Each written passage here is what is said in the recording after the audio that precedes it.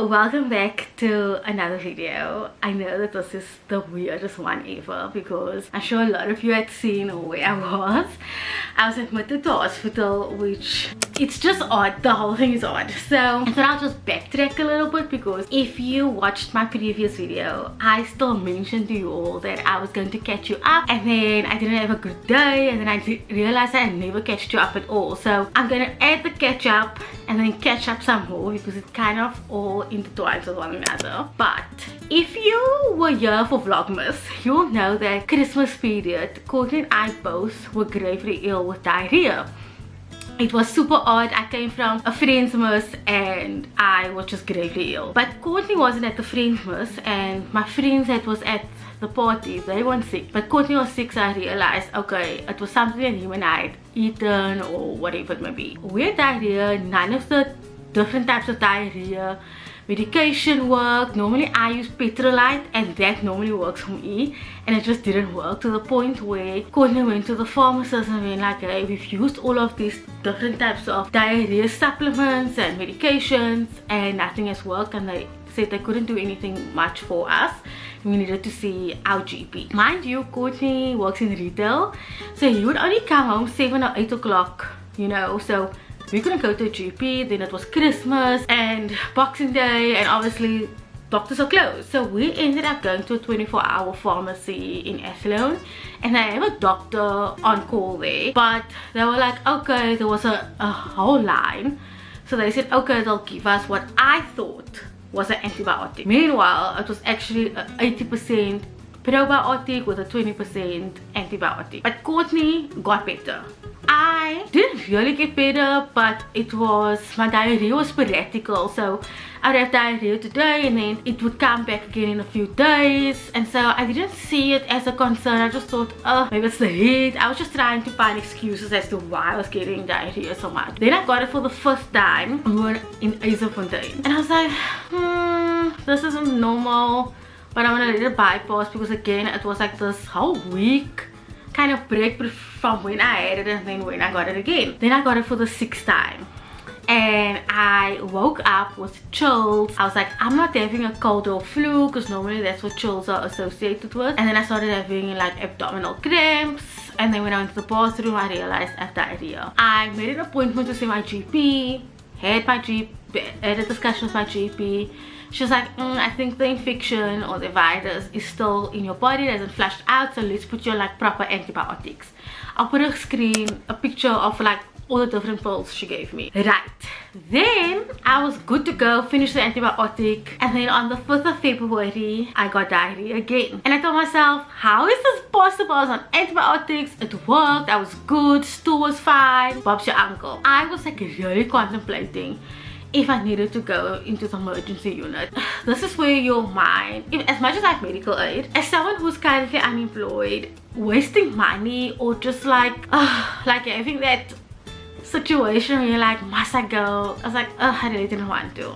It was 9 o'clock in the evening, and I remember asking Courtney, what do you think I should do? He was like, no, just take an Imodium, you'll be good. I said, but Imodiums haven't worked. I was like very frustrated with this answer. I said, you know what, let us just go to the emergency room and maybe they'll just put me on a drip and I will get to go. So when I got there, I explained to the doctor like, hey, this is the situation, this is like the 7th time I have diarrhea, and he was like, nope, we're admitting you. So they admit me right there for chronic diarrhea. What I thought they were gonna figure out like day 1 or 2 ended up me staying there from 6. I spent there 7 days, so like Wednesday to Tuesday I spent there. So they were trying to figure out like what was going on. Then she gave the doctor that was my doctor eventually, she started stressing me out because she said the blood work that they did when I arrived showed that there was something abnormal with my liver. That freaked me out because she was like, oh, I needed to go for an ultrasound, I need to see what's going on. It could also be that there's fat around the liver. I was like, oh my word, like can things get any worse? Do you know what I mean? I ended up being there. We did different types of things. I had to do a stool sample, I had to have an ultrasound done on my liver and my colon, and then I had to do x-rays on my lungs. I had to do blood work for hepatitis, because I don't know if a lot of you have been here, but a few years ago I had viral hepatitis A, which was just an infection on the liver and it made my eyes yellow.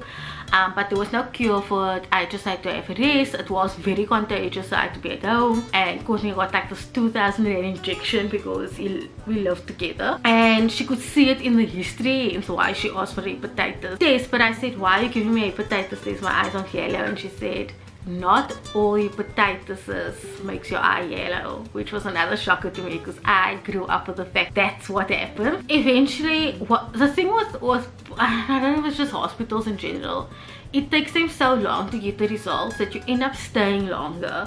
Also, when the nurses give scripts to the pharmacy takes another 500 years to bring any types of medication. I couldn't get a Panado. I said it was one day I woke up with a migraine, and I didn't want to use my own drugs that I had, because I was like, I don't know what it's going to interfere with. And I was like, hey, can you give me something? And they were like, oh, I need to ask the doctor. I said, can you just give me 2 Panados? Even the 2 Panados for them was just like, no, we can't give you 2 Panados. I sat the entire day with a migraine, only for them to give me a pain pill that was approved by the doctor at 9 o'clock in the evening. Like, that's how bad it is. The nurses were great, don't get me wrong, but essentially they found just an infection in my stool, which meant that I had to go on antibiotics. And that antibiotic like was hectic. It took 2 hours for it to go through my body. I also got severe diarrhea while I was in hospital, so that was also wild. And then on the first day I said, like, guys, I'm done. Like, they wanted me to be on the IV one for 10 days. I got sit there for more than 10 days. By then I was already on day 7. I was like, no, I'm not doing it. And they were like, okay, let's just do the 5 days and then we'll see how it goes. So eventually my hand got very, very swollen because of the drip and just how strong the antibiotic was. So we had to take the drip out on Tuesday, like the last day, and I had 1 more antibiotic to go. And we're like, oh, must we like put this drip in my other hand so that we could use the last antibiotic? And I said, oh, do I really have to? And the doctor's like, oh yeah, I think it would be a good idea. But then both the nurse and I agreed that this was like really stupid, and I requested for like a few days of the oral antibiotic just to be safe, because she wasn't technically gonna give it to me because I've been using the IV one for 5 days. So I said, you know what, just to be safe, let me just use it. So when I got home, it was something else. I think my body is still reeling from the strong antibiotic, because when I was discharged Tuesday evening, obviously I slept because you don't rest in hospital.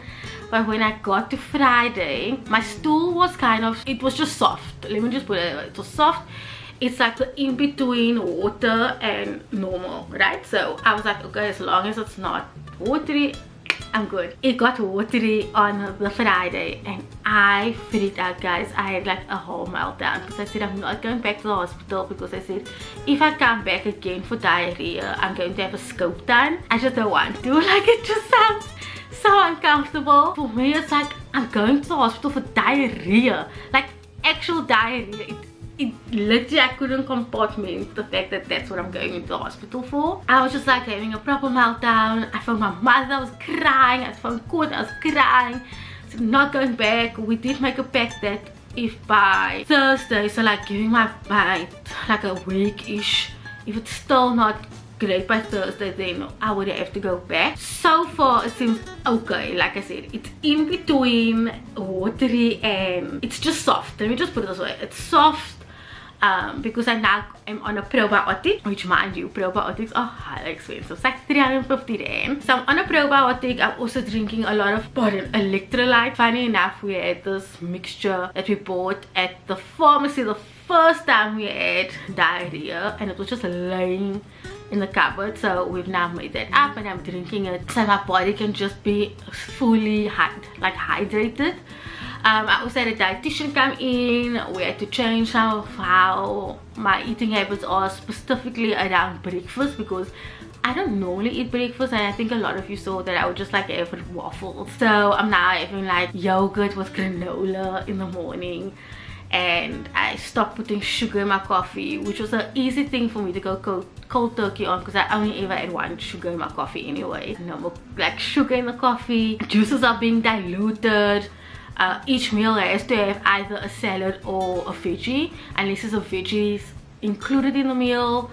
So there's a lot of changes that I've had to make now over the last few days. So there was one aspect of it. Then I had to go see my neurologist the Wednesday. So literally I was discharged and then I had to go to my neurology appointment, and I was not prepared to move it whatsoever, because if you know about specialists, like you make an appointment today only for you to see them in 4 months time. Like that's how hectic it is, particularly in Cape Town, but also in South Africa, because there isn't a lot of specialists to go around. A lot of you guys know I have or had trigeminal neuralgia, only for this neurologist to tell me I actually don't have trigeminal neuralgia. The symptoms just not point to that, but I definitely do suffer from very severe migraines. It is like, it doesn't matter what you say, it is prominent. Currently the pills that I've been on for the last 3 years, I'm currently weaning off it, like in stages. When I started, I had to take 1 pill away for 3 nights,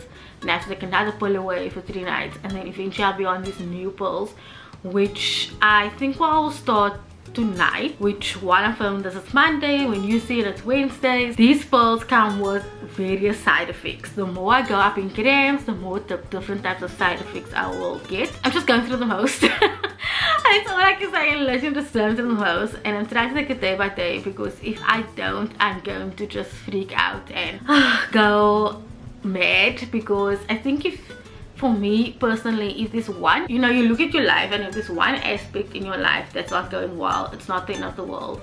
But when you start having a few of them not go well, it really plays with your mental health. I am just trying to rest, recover, deal with all of the things that I need to deal with, especially with just all of the stool situation, because every time I have to look at my stool to kind of see is it still okay. Unfortunately, my rectum is quite sore because I do have to go multiple times, and I don't know if it's because the body is trying to regulate itself now. I'm not taking it too hard just yet.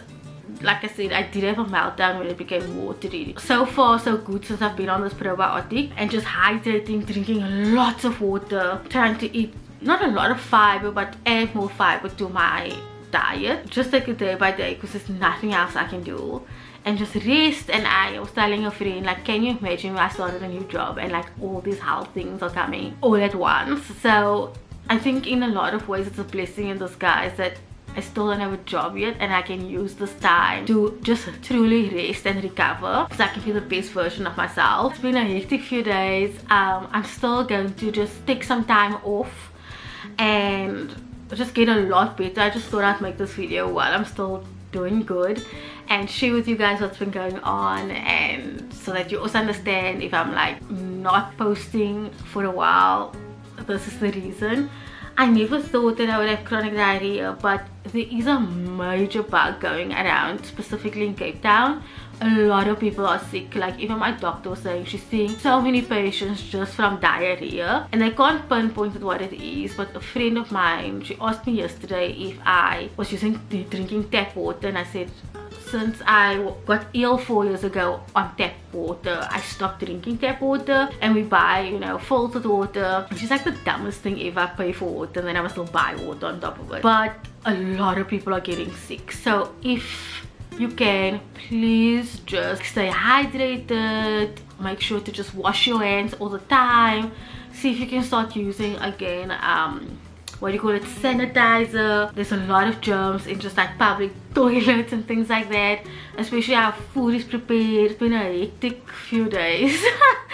I feel like I gotten worse when I came from hospital than I was before I went into hospital, just because the body is just not normal. I don't know, it doesn't feel right. But I'm gonna take it day by day, and thank you so much for all people's prayers. I mean, obviously I posted it on the community side of YouTube, and obviously on my Instagram, and so I'm really thankful for the people that have just sent me love and prayers, and I really felt it, because I got a lot better. And I just had such great people visit me and bring me stuff, and it's amazing how you see who is there for you when times are tough, and I saw my people, my inner circle, just really be there for me when this was just a tough thing going on for me. So I got like flowers and gifts and things, which is so sweet. You really do not have to, but it just shows you how much your inner circle means the most, and that you need to have the right